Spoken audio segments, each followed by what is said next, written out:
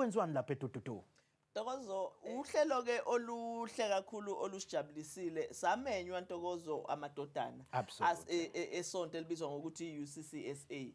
Amadodana ke ebeneketanga noma iconference yabo kulonyaka, and uma besimema bacela ukuthi kunezinto ezithize abafisa sixoxisane nabo ngazo, ngoba bayazi ukuthi uma sixoxa nje siyayisikhulume udaba lokuthi ibandla line role enkulu kangakanani kuhulumeni.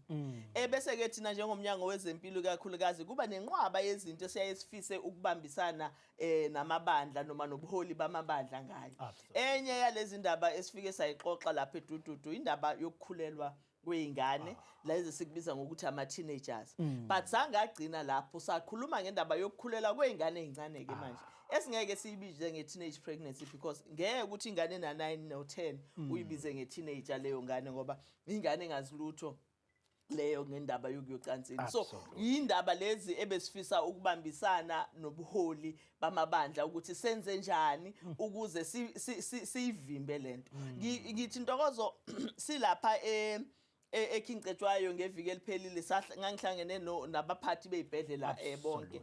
Umphathi walapha embongolwane esibhedlela wasixoxela nje ukuthi enyakeni owodwa izingane ezifike zakhulelwa zabeletha esibhedlela zu142. Isibhedlela esisodwa leso kwiprovince yonke. Uyabona ke uma ngabe uzoyithatha leyo number uyimultiply, but uphinde ubuke izibhedlela zaseyindaweni zasemalokishini nasemadrobheni, uyabona ukuthi kusho ukuthi number iphezulu kakhulu. So uma silapha na ke eDududu masixoxa nododa, nenye yezinto ebengifisa ukuthi sibambisane ngayo lokuthi senze njani ukuze sivimbe lento yokuthi ingane zethu ikhulelwe zisencane, zikhulelwe zingakahleleli lokho. Ngiyazi ukuthi abantu abaningi bazothi uhulumeni wenzani. Kuyiqiniso futhi uhulumeni une role ne responsibility okufuna akwenze lokho. Thina njengomnyango wezempilo umsebenzi wethu ukufundisa izingane ukuthi ukhulelwana kunjani, ukhulelwana kwenze njani, yiziphi indlela zokuyivikela ukuze ungakwazi ukuthi ukhulelwe.